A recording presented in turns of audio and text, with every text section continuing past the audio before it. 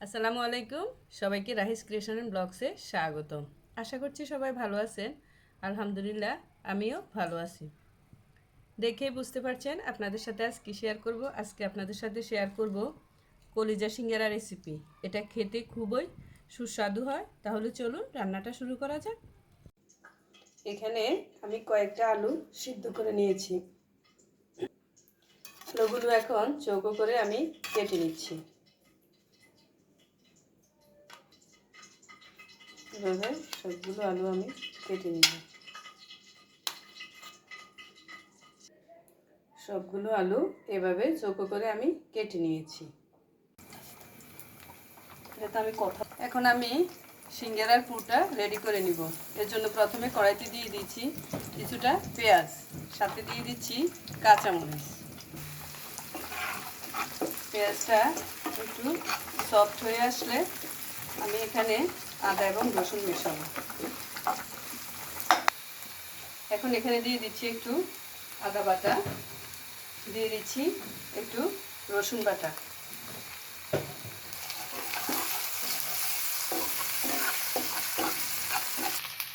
এখানে দিয়ে দিচ্ছি সামান্য পরিমাণে লবণ। যেহেতু আমি সিদ্ধ আলুর সাথে লবণ দিয়েছি, সেজন্য এখানে অল্প একটু পরিমাণ লবণ দিয়েছি। আর আমার কলিজাটা কিন্তু আগে রান্না করে ফেলেছি, আপনারা আমার আগের ভিডিওতে কলিজা রেসিপিটা দেখে নেবেন। এখানে দিয়ে দিয়েছি একটু হলুদের গুঁড়ো। এখন আদা রসুন থেকে কাঁচা স্মেল চলে গেছে। এখন এখানে আমি দিয়ে দিব একটু জিরার গুঁড়ো, দিয়ে দিচ্ছি একটু জিরার গুঁড়া। এখন দিয়ে দিচ্ছি একটু চিলি ফ্লেক্স। যখন দাঁতের নিচে পড়বে, ভাজা হবে, তখন সেটা খেতে ভালো লাগবে। যেহেতু আমি কাঁচামরিচ দিয়েছি, এখানে আর শুকনো মরিচ দিই নাই। এখানে যে কলিজাটা ছিল এটা কিন্তু রান্না করা ছিল। এখানে আমি এখন মশলাটা দিয়ে দিচ্ছি। এটা কিন্তু সম্পূর্ণ আলুর জন্য যে মশলাটা করেছি সেটা। এখন এটার সাথে মিলিয়ে আমি এখানে আলুও কিন্তু দিয়ে দিব।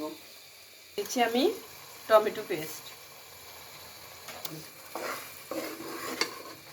এখন এখন আগে যে আলুগুলো কেটে রেখেছিলাম সেগুলো এখন দিয়ে দিচ্ছি। এখন মশলার সাথে এগুলো মিলিয়ে নিচ্ছি।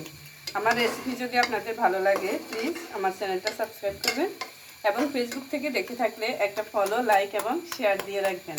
আর অবশ্যই এই রেসিপিতে আপনারা কলিজার যে সিঙ্গারা সেটা বানিয়ে খাবেন।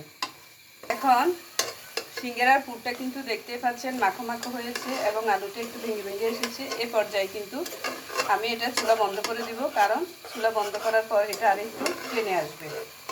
চুলা বন্ধ করে দিয়েছি। এখন এখানে ছিটিয়ে দিচ্ছি একটু গরম মশলা, সাথে এখানে দিয়ে দিচ্ছি আমি ধনেপাতা। অবশ্যই ধনেপাতা কুচি দেওয়ার চেষ্টা করবেন, তাহলে এটা খেতে ভালো লাগবে। এখন একটু একসাথে মিলিয়ে নিচ্ছি। এটা থেকে কিন্তু সুন্দর স্মেল বের হয়েছে, পুরো ঘর স্মেলে ভরে গিয়েছে।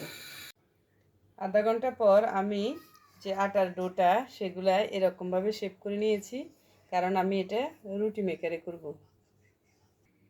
এরকম লম্বা করে রুটিগুলো কিন্তু বেলতে হবে। এখন মধ্যখানে রুটিটা আমি কেটে নিচ্ছি। এভাবে আপনারাও মধ্যখানে কেটে নেবেন। এবার কিভাবে শেপ করবেন দেখতে পাচ্ছেন আমি কিভাবে দিচ্ছি। আপনারা একটু লক্ষ্য করলে এটা বুঝতে পারবেন। আসলে এটা বলে তো আপনাদেরকে বোঝানো সম্ভব না। এভাবে একটা পকেট করে নেবেন, এরপরে একটু চেপে দিবেন এভাবে, তাহলে এটা সিল হয়ে যাবে। দেখতে পাচ্ছেন এটা কিন্তু সিল হয়ে গেছে। এখন আমি এখানে পুর দিয়ে দিব। এখন এটাতে পুর দিয়ে দিচ্ছি।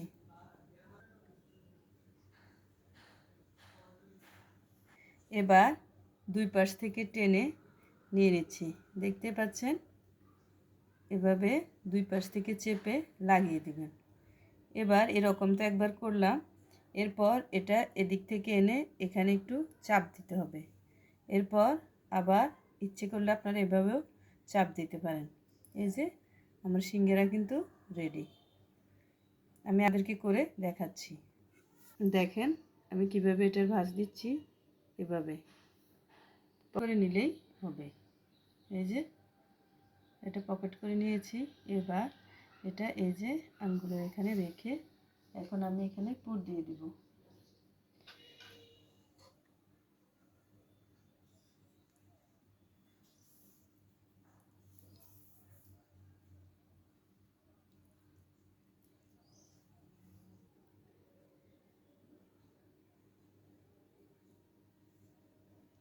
এই যে মধ্যখান বরাবর এভাবে চেপে দিবেন।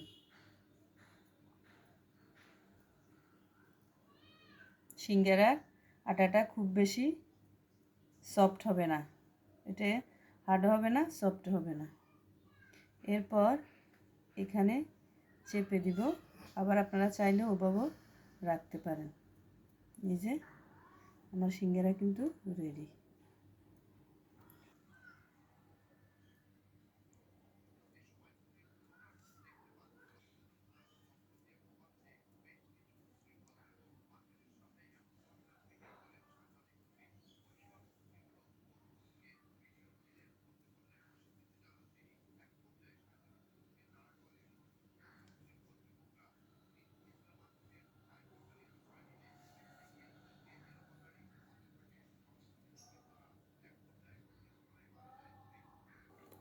দেখতে পাচ্ছেন আমি সিঙ্গারাগুলো একই শেপে বানিয়ে নিয়েছি। আরও কিছু ডো কিন্তু রয়ে গেছে, এগুলো পরে সব বানিয়ে নেব। এখানে চুলায় আমি কড়াইতে পর্যাপ্ত পরিমাণে তেল দিয়ে দিয়েছি। এখন আস্তে আস্তে সিঙ্গারাগুলো ছেড়ে দেব। তবে তেল খুব বেশি গরম করা যাবে না। দেখতে পেয়েছেন কি পরিমাণ গরম হয়েছে, খুব বেশি হয়নি। দেখতেই পেয়েছেন আমি সবগুলো সিঙ্গারা দিয়ে দিয়েছি, তেল কিন্তু ততটা গরম হয়নি, আস্তে আস্তে বুদবুদ উঠছে। এভাবে আপনারা ডিম আছে এটা ভাজতে হবে, না হলে কি হবে, আপনারা যখন গরম তেলে দিয়ে দিবেন তখন এটা সুন্দর হবে না এবং উপর থেকে ব্রাউন কালার চলে আসবে, ভিতর থেকে এটা মসমসে বা ক্রিস্পি হবে না। এভাবে আস্তে আস্তে আমি এটা ভেজে নেব। আস্তে আস্তে কিন্তু সিঙ্গারাগুলো হচ্ছে।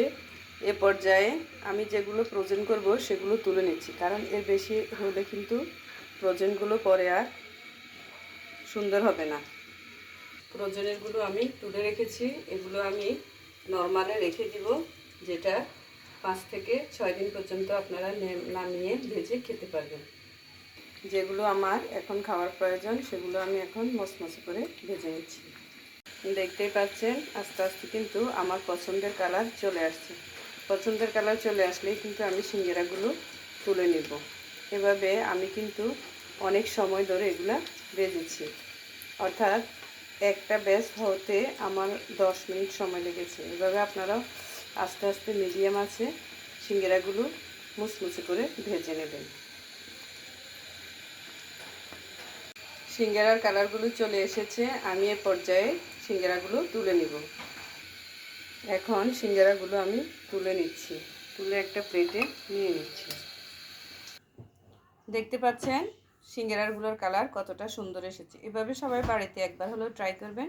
সবাই ভালো থাকবেন, আল্লাহ হাফেজ। আমি এগুলো সসের সাথে পরিবেশন করব, ছবিতে আপনারা সেটা দেখতে পাবেন।